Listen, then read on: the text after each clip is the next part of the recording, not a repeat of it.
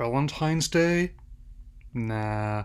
In this house, we celebrate the birthday of one Lara Croft, adventurer and countess. Instead of a so-called quadruple A game for 70 bones, I have 3 classic 3D adventures at less than half the price. So, here are my thoughts on Tomb Raider Trilogy Remastered. The games are a collection of the first 3 Tomb Raider titles released from 1996 to 1988, and kind of curious thing I found out as I was waiting for these to come out and playing other versions that it seems that with actually the Saturn version came out first, even though Lara in her peak was one of the PlayStation's unofficial mascots of sorts. And much like Super Mario 64 and Resident Evil, it definitely helps augment a lot of conventions about 3D game design. It also did them quite well, as you can tell from my streams, where granted there's a lot of trial and error in that time frame, given how it was still relatively new technology at the time. I'm, in a way, as I kind of did those streams, every time you end up meeting your end prematurely, you end up learning a little bit more about how each stage is played. And for now, I'm just going through each game as I would have when I was younger, being like a second generation fan. Like, it's another one of my Game Forbidden Fruits, I suppose. Didn't exactly start actually playing them until middle school, but I knew they existed.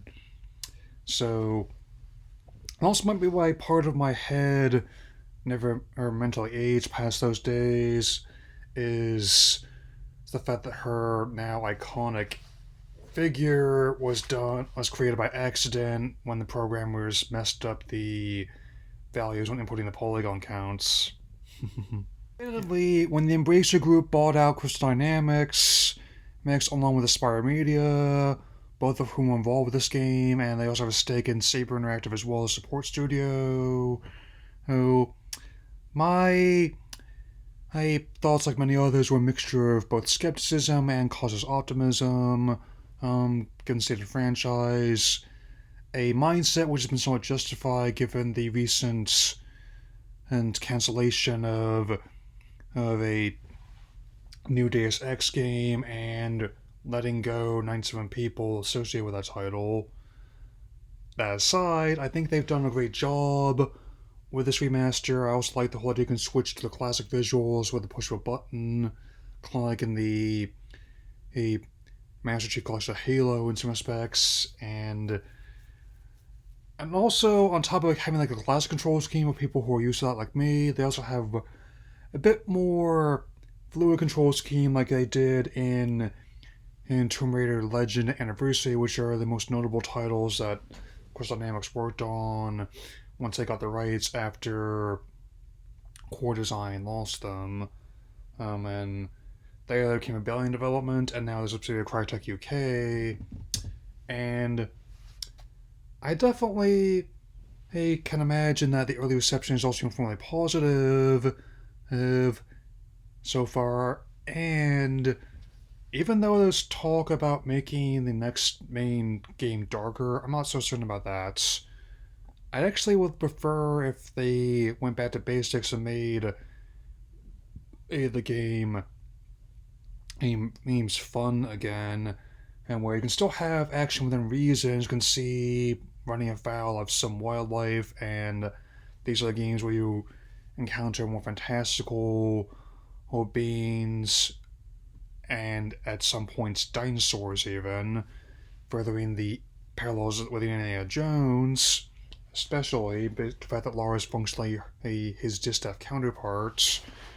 And yes, to still have her manner as a way to practice moves.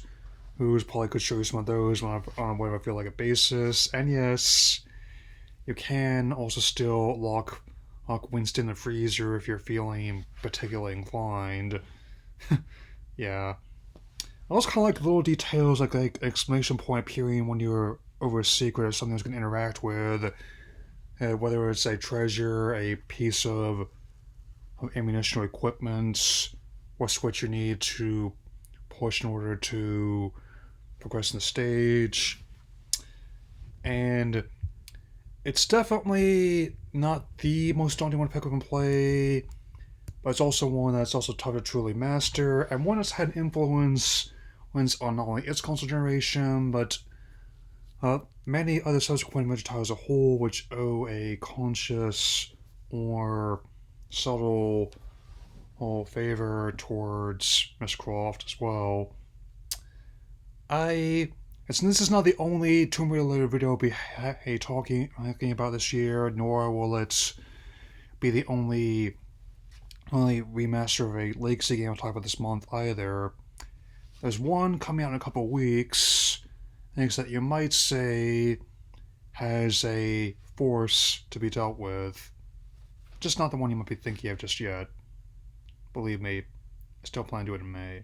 Anyway, I definitely have plenty of other topics I'll be addressing this month as well, including some games that aren't quite as entertaining as these ones are to me. There's also a Spider-Man spin-off. Looks like it's going to be something like a messy, tangled web.